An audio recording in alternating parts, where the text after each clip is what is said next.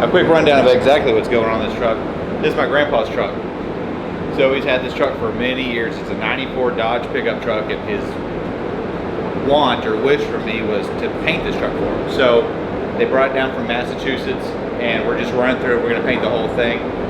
It just had some sunburn on it, more or less. The clear was coming off the hood, coming off the roof, the top of the door. So we just went through, fixed a bunch of little dings in it, and spot repaired the top of the bed. Not like a full restoration like we normally do, but when your gramps wants you to take care of his truck, you take care of his truck.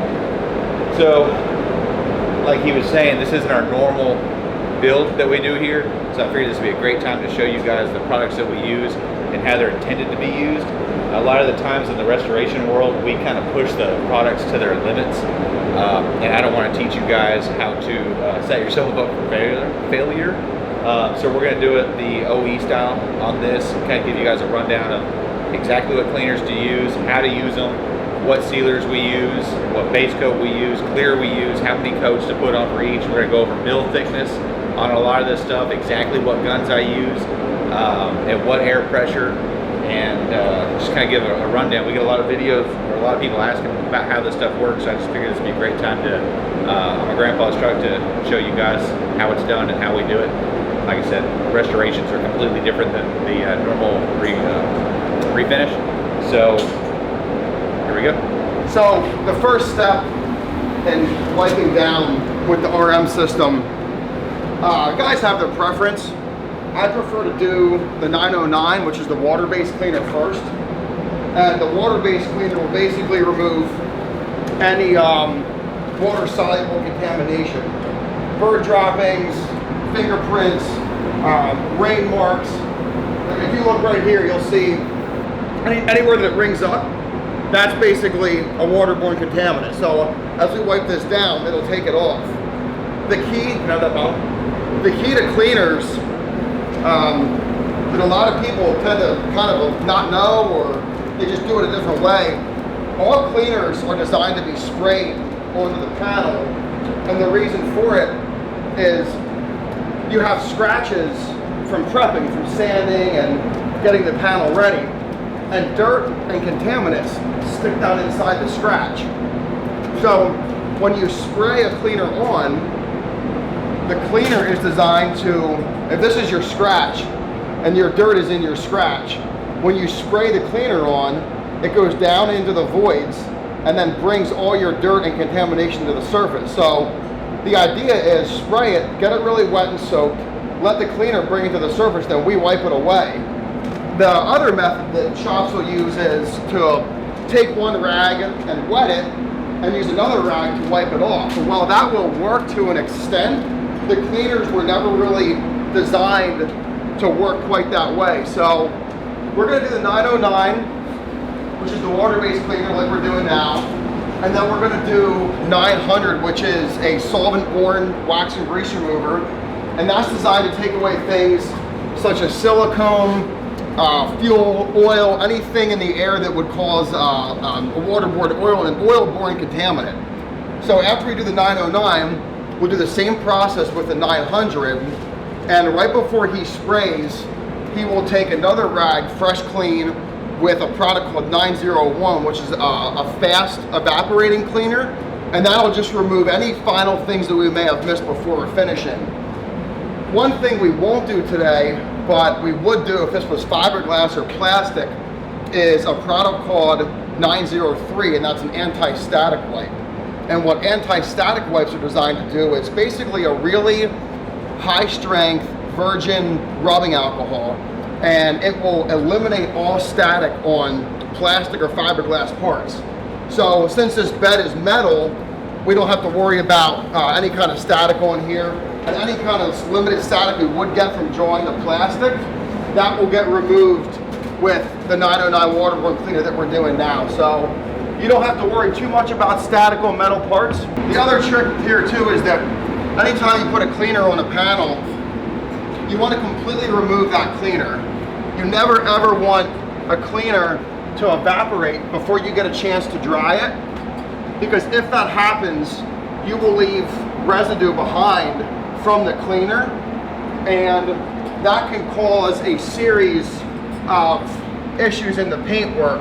Anywhere just from simple tracking where you see something underneath the film to a future delamination from having a major case of leaving a cleaner behind. So it's really important when you're wiping down anything for paint that you get all of the cleaner good and dry and don't let it naturally evaporate. So you'll see Casey now is using the solvent-borne cleaner, which is the 900, and like I said, this is designed to remove oil-based contamination. So anything not water-soluble is what we're going to be removing now, and you'll see with the 900, it's a lot wetter and it's a lot thinner, but it will evaporate faster because it's a solvent-based and not a water-based.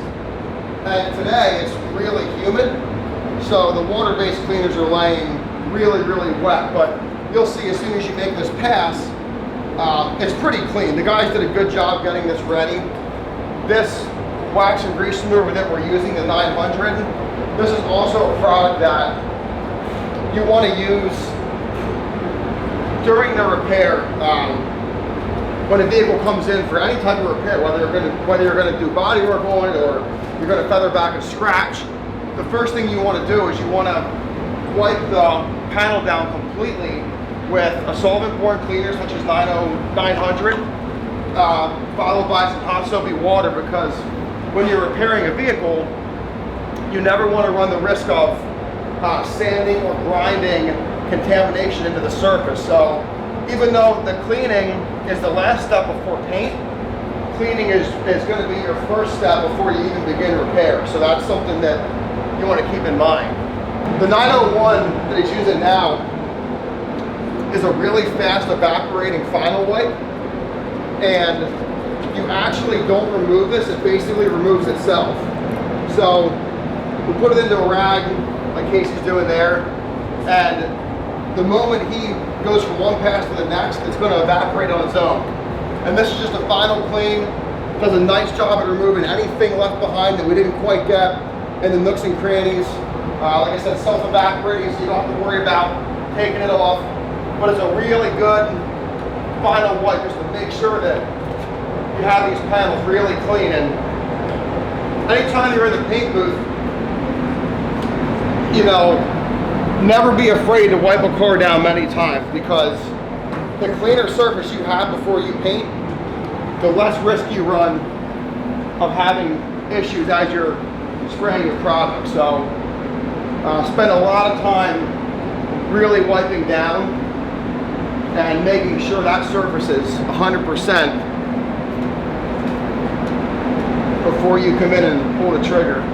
Since this is an OEM reshoot, not a build, this is something you would see in a collision shop every day, where you have some repaired panels, you have some primer, and areas like this where we have some bare metal, there's some, on the bed here, it's a lot more obvious.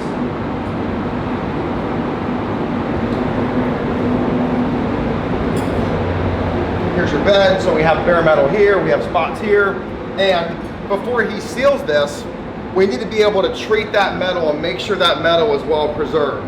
So we have a few options to do that. And the options, they kind of go from good, better, best. Good would be a 1K acid primer or an etch primer. RM's is AM700. And if you do that, you basically shake the can up. After the bowl starts rattling, go for 5 minutes.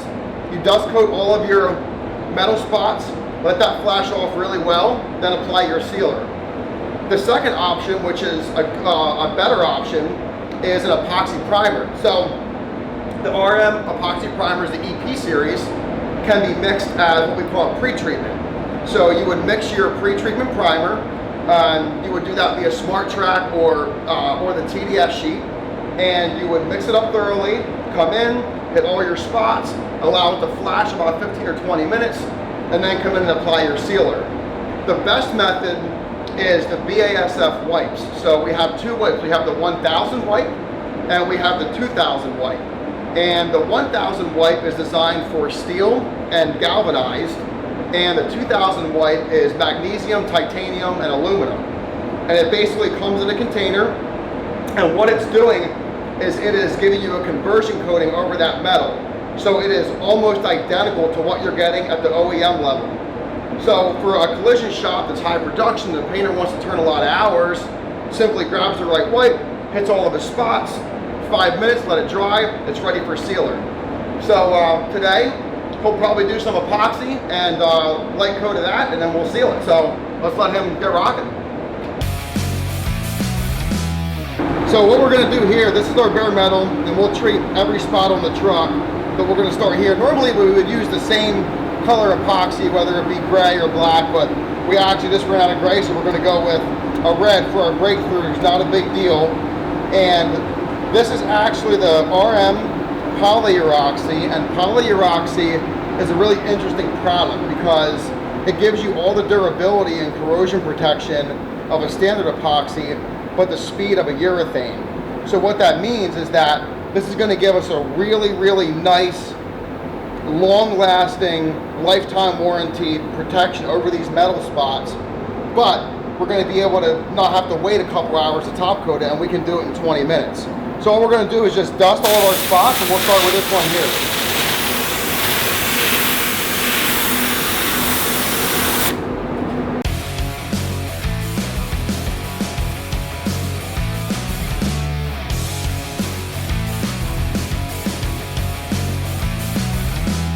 So as we talked about, we have our pre-treatments down.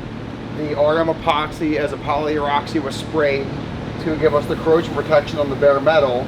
And now KC is going to apply one coat of a urethane sealer to all the parts.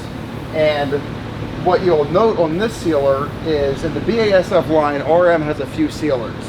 The sealer for him is what we call the DP31, and DP31 tints with any of the RM toners, so the Uno single stage, the Diamond, or the Onyx.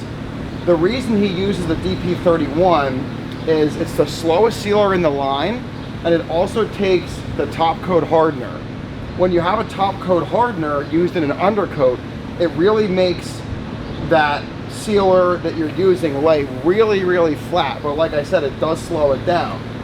The other option he would have would be DP322 and 323. They're more of a production-based sealer. They work really well, but like we said, on a large job like this, most of the type of work he's doing, this is very fitting. When you're in a production shop, you would go a different route, maybe DP322, 323, or the new RM A7RII, 876, which is a direct-to-plastic sealer. The other thing you want to take note, anytime you're sealing or priming, you really want to use the right gun for the job. So in this case, you can see that the solder he's using has a gun, a gray colored gun body, and it's a 100 BF RP. And that gun is specifically designed to spray primer sealer, which is what he's spraying now. It's a 1/4 tip, and he applies this primer sealer between 23 and 24 PSI at the gun. After this film is completely flashed, he'll have between 1 and 1.5 mils of material down, which is the perfect base to go into our color system, which is next. So the sealer's laid down now. The DP31 has flashed for about 25 minutes, and the DP31 today, it's about 95 degrees in the booth, so we went with DH47 slow hardener and UR60 slow reducer. And it still is kicking off pretty quick, but not a big deal.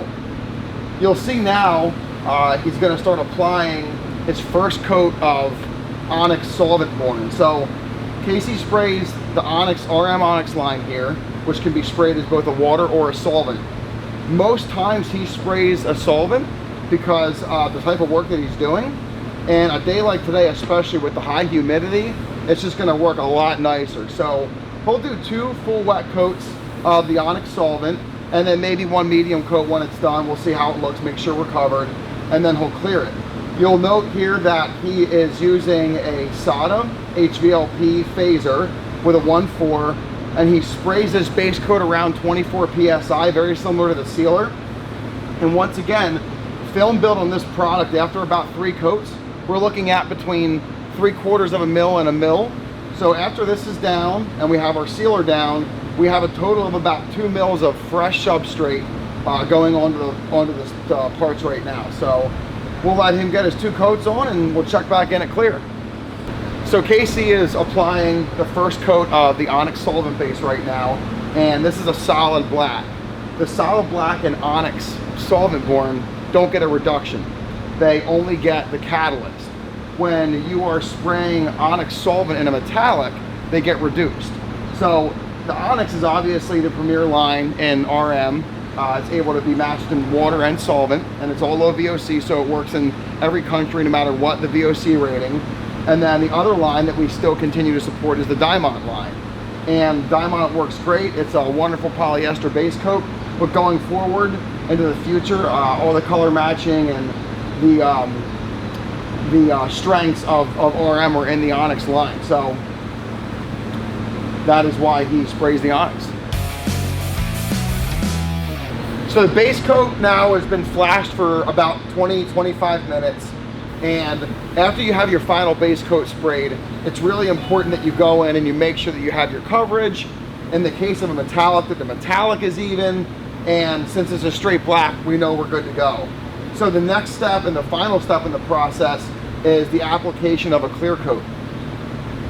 Since this is not a build and it's just an OEM paint job, he's going to apply 2 coats of clear. And with as nice as the booth is, the Spinisi works very well. This will just get a denibbing tomorrow and buffed, and it'll get put back together. The clear he's spraying is RM DC 5300. This clear is a very high solids clear, and it's going to give you a film build of about right around 1 mil per coat dry. So the reason he decided to go with this clear as opposed to one of the many other clears is that this clear is what we call stackable. In your average collision shop, they're going to do 2 coats, which is great for OEM work. They'll denib it, polish it, and you're good to go. When you're coming into building and a lot of hard sanding, you really need as much film on there as you can possibly get without failure. The DC 5300 mixed the way he did today, which is 47 slow hardener and UR 60 slow reducer, he could put up to 6 coats of this clear on without failure. Like we said, since this is an OEM paint job, 2 coats is going to be sufficient. There are a few other clears that he uses here, and the other RM clears are DC01NB. The 01NB clear is a fantastic production clear. Air dries to buff in about 15 minutes. Also a 2-coat clear. The DC 5600, which is another production clear, but a little bit higher solids, and you can do a few more panels than you can with the 01. A little bit slower, so you on an air dry, you'll be about 1 hour to 1.5 hours. And one of the other clears that we have is the DC 5335, which is the Glamour clear. The Glamour clear is really popular in the production environment. Great bake time, great dry time, very easy to reproduce OEM texture, and very easy to spray. So that's kind of what we have in a nutshell on the RM clears. And the 5300 works great for KC, and that's why he uses it. So he'll get his first coat on here, and it's 100 degrees right now, so we're probably looking at no flash time at all. We'll get all the stuff cleared, come out, mix another batch, go right back on it, and we won't even bake this. It'll sit overnight, and we'll come in tomorrow and unmask it and give it a nib and buff, and that'll be it. So total film build on this job, we have our about 1 mil, maybe 1.5 mil on our sealer. We're going to have about 1 mil on our base coat, so we have 2 to 2.5 there, and we're going to have between 2 and 3 mils of clear. So all said and done, this job will be between 5 and 6 mils. Factory job is right around 5 mils, so a little bit of denibbing, meaning removing the dirt, and a polish is going to remove essentially nothing. So this job will be every bit as good as a factory job, and will last the life of this truck. So all in all, it'll be a great finish. So here we have a bare metal fender, and we're going to begin by obviously cleaning it. But before we clean it, the first thing we're going to do is see how much material is not on here. So with our mill gauge, we're going to come up and check a few spots. 0.02, negative, negative. So we basically are starting with 0 mils. Before we start applying any paint, we want to understand what temperature our metal is. So with our infrared gun. We'll check a few spots. 96, 94, 93. So that's about as high a temperature as we're going to see on metal for a spray application. Now we know for mixing all the product we're going to spray today, it's going to be as slow as we can get it. So slow hardeners, slow reducers. So first step of preparing metal for finish is wiping it down with a raw metal cleaner. This fender was completely chemically stripped, neutralized with soap and water, dried, sanded with 80 grit on DA. After that, it was blown completely off and it's in the booth. So to get it ready for an application of metal treatment, we're going to clean the panel completely with Glazerite 360-4. The trick to getting metal ready for refinish is to make sure the metal is completely clean. The way we do that is an on-off application of applying the metal cleaner with a rag, soaking it, getting as wet as possible, and checking to make sure there's no more black or gray residue. Unlike wax and grease removers or water-based cleaners that we spray on, the metal-based cleaners we wipe on with a rag because we want to force as much cleaner, as wet as we can, all over every nook and panel, every nook and cranny of the panel. So we'll do this maybe 2 or 3 times until that rag is completely clean and there's no more residue left. Now that the metal's been cleaned, we are going to treat the metal in preparation for our next undercoats and top coats. We have a lot of options in the RM line, but what we're going to go with here is the RM epoxy treated as an anti-corrosion coat. So it's one light coat, and this will dry for about 20 to 30 minutes before we apply our spray filler. The other options in the RM line to treat your bare metal are the 1000 and the 2000 wipes. One's designed for galvanized and regular steel, and the 2000 is designed for magnesium, titanium, or aluminum. The other option you have is to convert the epoxy to a polyuroxy. With all the options, it really just depends on the type of job you're doing, the type of work you're doing. So it's a very user-friendly system that allows you to pick which epoxy or which conversion coat works best for you. So this will flash for about 20 or 30 minutes, and then we're going to apply the Glazerite 1006-26 spray filler. The epoxy's been allowed to flash for about a half hour. So this is the epoxy EP sprayed as an anti-corrosion coat. So this is a great foundation for anything from bodywork to sprayable polyester to scuff and a seal if you're not using a direct-to-metal sealer. So what we want to achieve here after bare metal is about a quarter of a mil. So we're looking for a reading between 0.25 and 0.5, and that will tell us if we have enough film to go to our next step. So we'll check a spot here, see what we got. 0.23, so that's absolutely perfect. What we're going to do next is tape a little section off, and we're going to apply the Glazerite 1006-26 spray filler. So now we're going to apply a coat of the Glazerite 1006-26 spray filler. This spray filler is a very high build product and is very useful in the restoration market, and it's also a great product to use if you have a lot of body filler or if you were doing a lot of mud work as far as hail goes. For demonstration purposes, we're only going to apply one coat, but in typical use, this will be about a 3-coat process. The flash time between coats is very short, so the moment this product goes matte, it's ready for the second and third coat.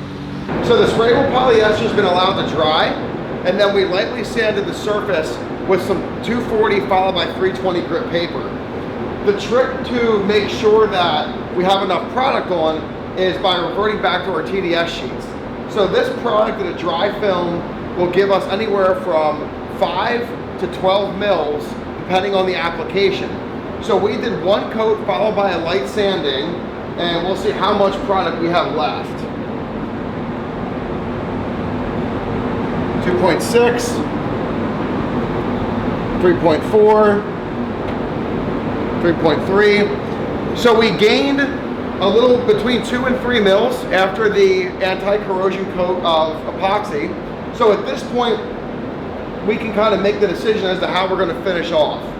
Since we're sanded in 320, we're okay to go to a primer surfacer. If we want to go to a sealer, we're going to go to 400 or 500 grit paper. So since we're going to be doing a few steps on this fender, we're going to leave it at 320, apply a couple coats of primer surfacer and mill those, and then we'll do a sealer, base coat, and clear. So we're on to the next step. So the panel's been prepped, tacked, wiped down, and ready for primer surfacer.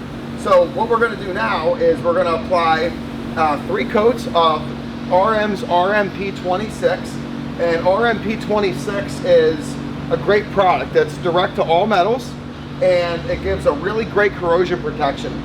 Now there are limits to direct to metal primers, so what you have to think about when we're dealing with either a collision or a restoration is if we have bare metal breakthroughs or small areas of bare metal, generally something about the size of a dollar bill or smaller, direct to metal products are great to go direct to, such as a primer surfacer.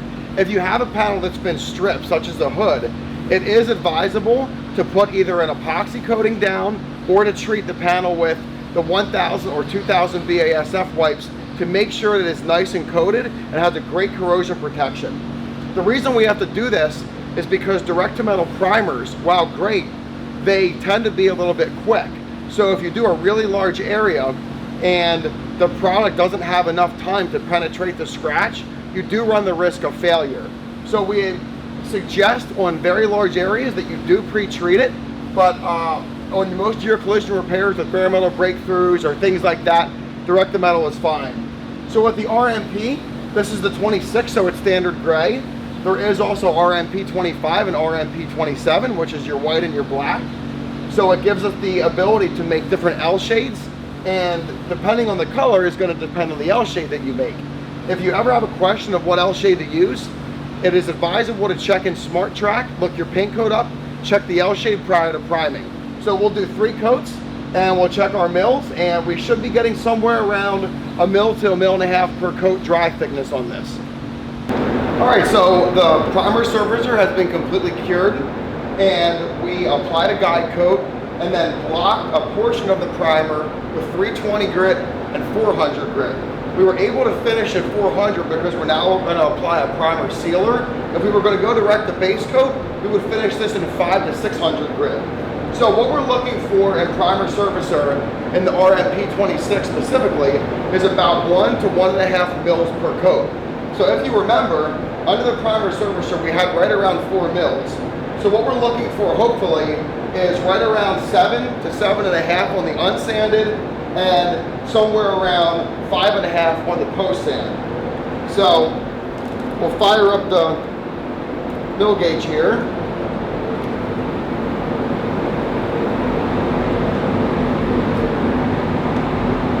So 7.8, that tells us we have about 3.5 mils of unsanded primer, which is absolutely perfect.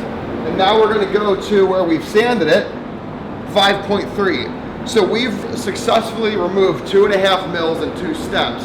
What that means is we have right around 1 mil to 1.5 mil of primer or surfacer left, which is a great substrate to build on. So we'll see you next for the sealer. So the fender's been cleaned, tacked off, and now it's ready for an application of primer sealer. Here, KC is applying the DP322-323 mixed in L01 shade.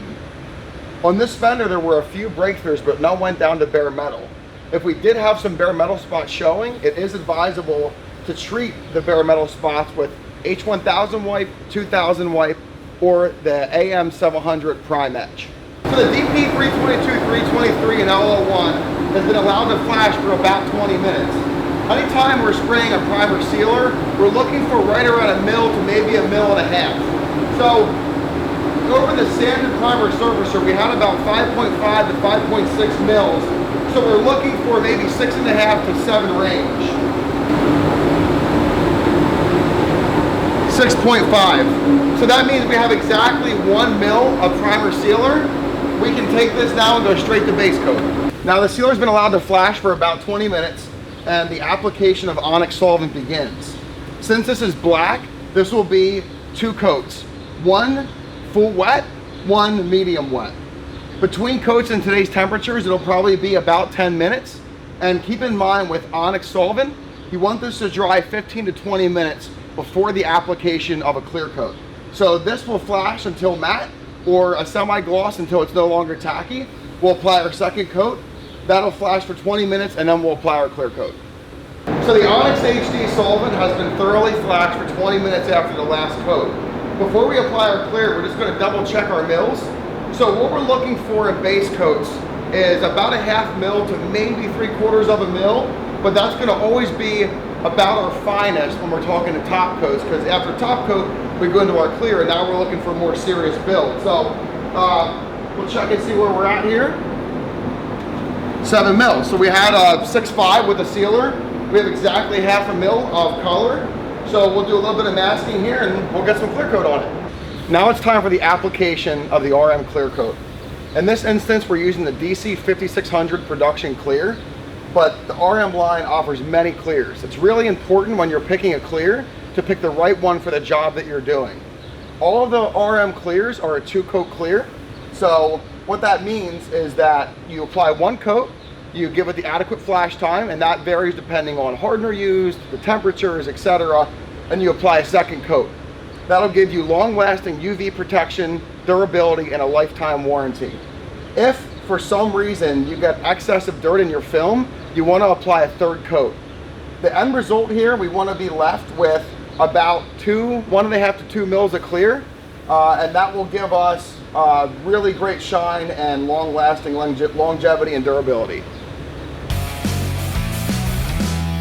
So the clear's been thoroughly cured and looks great. There's no dust or dirt or debris in it, so this clear would not need to be denibbed and polished.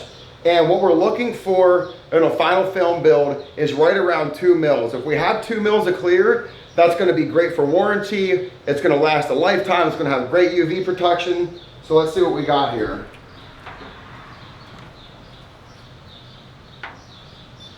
.5. So we started at 7. We have 9.5. That means that we got about 1.25 mils per coat, which is perfect, and great looking finish. So we have our finished fender complete. And while not all of these processes are something you would do on an everyday repair, majority of them are. So if we kind of flash back and look at where we started, we had a bare metal stripped complete fender. And starting from the bottom to the top, we did a nice coat of an RM epoxy. The epoxy gave us a really nice smooth finish. It gives spectacular corrosion protection, and it really does a nice job protecting the metal. The next step was the sprayable polyester filler. Sprayable polyester filler is not something typical in a collision repair, but it is very typical, and it's something that's done as a standard practice in all of the high-end builders. So we had a lot of mill out of this, and we blocked it down really nice, and then moved to our third step, which was the primer surfacer. Primer surfacer is something that's done every single day in collision centers across the world. It's how we're able to lock down scratch, make a smooth finish, cover up body filler, protect any bare metal breakthroughs, and really get ready for our subsequent coats. After our primer surfacer is finished off, we sand it smooth down to a 400 grit, and we get into our primer sealer. The primer sealer really gives the base coat a nice chemical bond, a chemical bite. It gives it the right undertone, in this case what we call an L shade, because we went to a black base coat. So we have, up until this point, we're all undercoats. Epoxy, polyester, primer surfacer, primer sealer. It's a lot of steps, but this is the most important result for this. So now that our sealer was finished, we go to our base coat. And our base coat left unprotected would fail within days. Base coat has no protection. So while it looks nice, and that's where we get our color and our hue and our saturation and our micas if there is, this is not a final coat. It cannot be left uncoated. After our base coat is nice and dry and ready to go, this is what we top coat with, our clear coat. There are many different clear coats that we have available. So you want to make sure that you pick the right clear coat for your application. This being a single panel, we were able to use a quicker clear, but that's not always this situation. So all in all, we were able to cover everything from our undercoats the whole way to our top coats into our clear. And if you follow a procedure like this, you'll have a very nice lifetime finish that carries a full BASF warranty.